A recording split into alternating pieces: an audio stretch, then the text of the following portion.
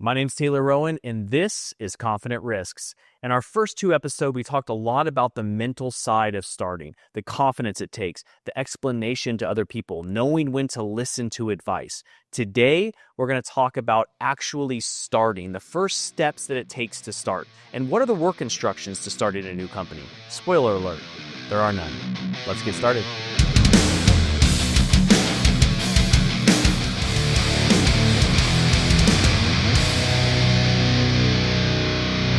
So the first two episodes were a lot about the mental startup of your business, thinking through the processes, starting to put the ideas out there, but it's now time to actually start, whether it's in parallel, whether it's doing it full-time on your own. That is a very scary time. And this is probably another break point for everybody, is they get started and they realize, now what? Today, we're going to kind of walk through what that startup should look like. What are some points that I have? There are no work instructions, but there are some points that I learned from that I want to share with you guys today.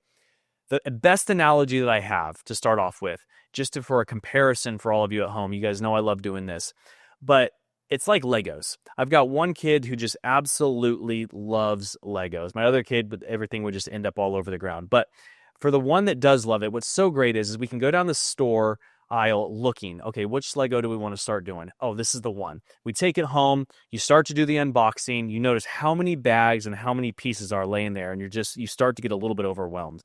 But the best part about that is when you pull out the work instructions, because the work instructions take you step by step on what you need to do to accomplish the end result. And you open the first bag and you're putting the first Legos together and maybe nothing's really coming yet, but then you get into bag maybe 2 and 3 as you're assembling and it starts taking formation. It's called having instructions, having guidance, all things that we can relate to at a lot of different points in our life. Growing up with your parents, you're told when to be somewhere, when not to be somewhere, what to do, what not to do. And you're going through that through elementary school, through high school, even into college, trade school, your first job. You're always being told what to do, how to do it, when to be somewhere, when not to be somewhere. And when you first start your new venture, it's the first time that you do not have that any longer. You're literally starting with a blank slate. And the analogy I started thinking about before was, well, you're starting with basically a big bucket of Legos of just build something. But it's not even that. It's actually just starting on a Lego table. Someone puts a Lego table down in front of you and says, build something. You start looking like, well, where are the Legos at? I don't know. You tell me. Well, where are the instructions at? I don't know. You're supposed to build them. That's the feeling you get when you first start, and it's very, very scary. That's not to deter you guys, but it was something that I didn't really grasp right away.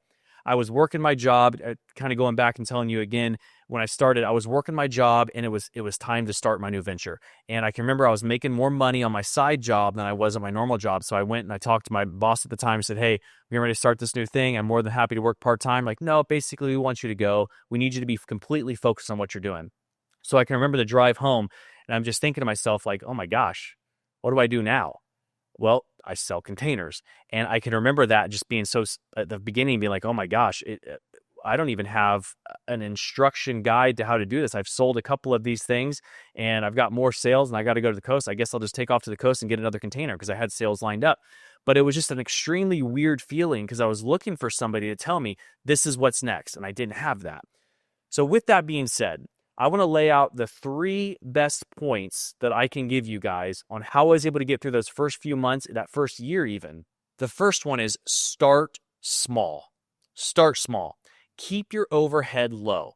Let's go over what overhead is. Maybe you guys know, maybe you don't know, but overhead is a terminology that you're going to hear a lot in business. Overhead is what it takes to run your business. What are the things you need in order to run your business? Maybe it's your office space, maybe it's your vehicle, and you can relate to this too at home as well, which is what does it take for you to live? What bills do you have to pay? You have your mortgage, you have your rent, your car payment, your insurance, your health care, all of those items. Those are all overhead items, the things that you have to have in order to move forward in life. Overhead in a business can be very minimal starting out, especially if you're starting out in parallel with the other job. You don't need the fancy stuff. This is where a lot of people can go wrong right off the bat. I can remember when I first started, I wanted to have the bare means of what I needed when I started because I didn't want to have the stress of making all of these payments, right? I had a young family at the time. I needed to start making money quick, and I did not need to have a lot of payments. So I did this by working out of my house. I didn't have a yard. I didn't have a place where I had to store all of my equipment. I did it in my driveway at the time. Made my neighbors probably really happy, but it's what I did. I didn't have the fancy cars. I didn't have all of the equipment that I necessarily needed right off the bat.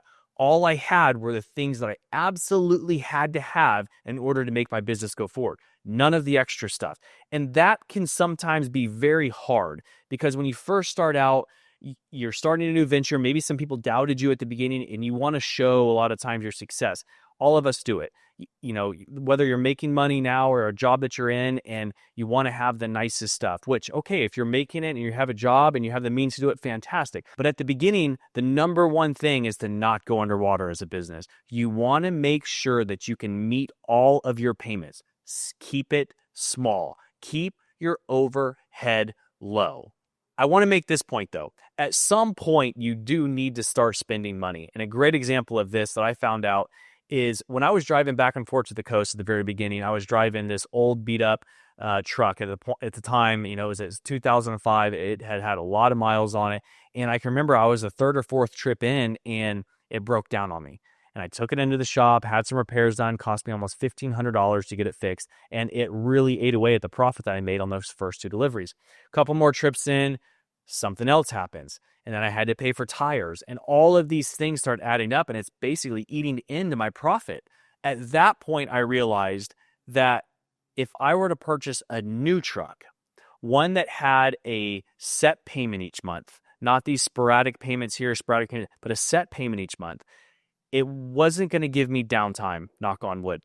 I was going to be able to get there and back and do more trips, and I was able to do it faster. I was able to do it more efficiently. I was able to get stuff dropped off, and I wasn't worried about the downtime I was going to have. At that point, that's when you know you can make a smart decision and add to your overhead. Invest in something that's going to help you do your job better. Some people may argue that that's not an overhead expense. At the same time, I totally see it that way. It's something that you have to have in order to run your business, and you're able to do it at a much higher level by having that piece of equipment. Point number 2, don't try to be like somebody else. Do not try to be like somebody else.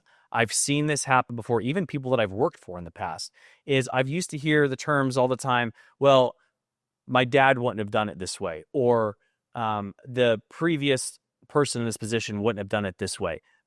Who cares about the previous person and how they did it? You're in this position now because it is your position to have, whether that's in a new company or whether that's starting something new. This is now your time.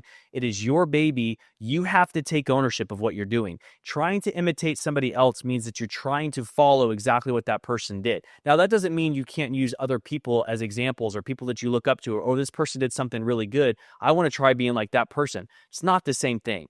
When you try answering questions or running something like you think somebody else would do it, you now have extremely weak footings on your building.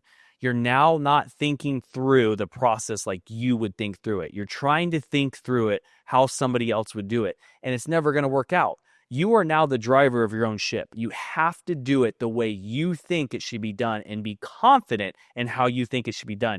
Even if right off the bat, it's not the most successful, at least you learned from what you did wrong. You know that your thought process maybe wasn't the best thought process at the beginning, which is going to happen, but at least you learned from that mistake. The best example I can think here is that when I was selling containers, I would sell 2 different grades. I would sell a new one-trip container, one trip meaning that it took one trip from China to here, and then I would sell it. So it was a new box. The second condition would be a used condition. It was one that had been on the shipping lines for a long time. It had gone back and forth many trips from China to here or from wherever else to here. And there's a lot of dents and rust and other markings on these containers, sometimes graffiti. But it was a way for people to keep their goods dry. Well, I thought it would be great to offer also a third solution, which was just an absolute dog crap box, one that was very, very cheap. They could lock stuff up in it, but at the same time, aesthetically, it just was not pretty. Well, I was able to supply these boxes really cheap at the beginning, but at the same time, I got more and more callbacks because I really didn't put on the description, hey, this box could leak, this box could do this. It was mainly just a price point, but that was something that I learned from. And by learning that, I know now moving forward with other areas of the decision making I'm going to make at the company, they can relate to that. Those are other areas that I'm moving forward with that I can go back to that same scenario and teach other people and say, look, here was my idea. It did not work out. Now, I want to be clear on this. Fake it till you make it is not the same as trying to imitate somebody else. And I bring that up because that was brought up to me in the past. Fake it till you make it is something I am a huge believer of. And I've got stories more than what I could tell on this podcast of times that I did that. But the main one I can think of was when we first started, I didn't want customers coming to our business and thinking that we were smaller than what we really were, which we were small at the time. It was just my wife and I. So I can remember telling my wife at the time, like, hey, you need to change your email address so it's your maiden name and not us having the same last name going back and forth. And then I started going down the road of, well, now we need to have an HR department. We need to have a sales department. Maybe we need to have a media department. So I would make these email accounts that made it look like we had more employees than we actually did. But it worked out great because now when I was talking to either fire departments or sales of containers and people had specific questions that I know that I could answer, maybe it was my engineer who was answering them, who was a third party, but I was able to use the email addresses on CC, on carbon copy on those emails where it made it look like we were bigger than we were. And this is a great transition to point number 3. Focus on your customer. At the very beginning, the number one thing that you can do is focus on your customer. It goes right with the first 2 points that I talked about. But focusing on your customer at the end of the day is your biggest salesperson. When you deliver a product or you do something for a customer, that person is going to talk to other people.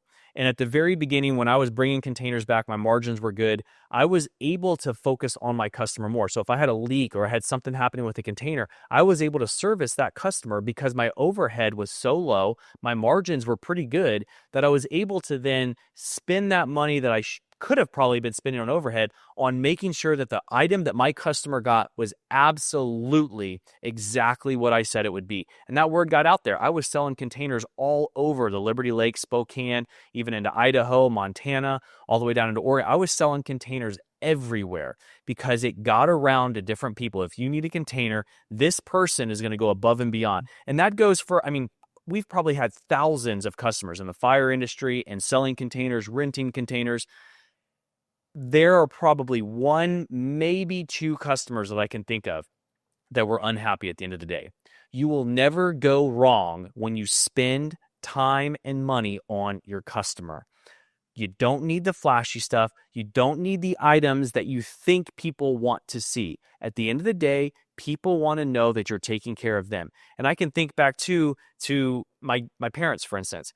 They always had, in that generation, they always had quality items that were built right. And back to our grandparents' age, even more, things were built the right way. Today, quality is taking a very big hit. And there's a lot of other stories I can say on that front as well.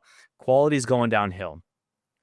The number one thing that I tell all of our employees is quality. We need to focus on quality. When our customer gets our item, when they get our product, they need to look at this product and say, man, these guys paid a lot of attention to detail. And that goes a very long way, especially when your customer is your biggest salesperson. So to recap these 3 points, number 1, start small.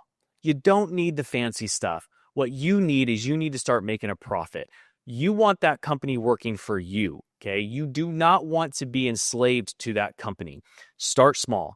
Point number 2, don't try to be like somebody else. Don't try to make decisions based on what you think somebody else would do. Yes, you can have role models. Yes, you can have people that you can look up to, but don't try to be like somebody else. This is the time where you get to be your own person. Trust in yourself. You've done the research. You know the product. Trust in yourself to make those decisions. Point number 3, focus on your customer. Your customer is your best salesperson. If you treat your customer correctly, they will then in return talk to everybody else. That's been the same thing since I started the company all the way till now. I have fire departments all over the country who talk to other fire departments. They're like sorority girls. They literally talk to everybody. The same thing happened at the very beginning when I was selling containers.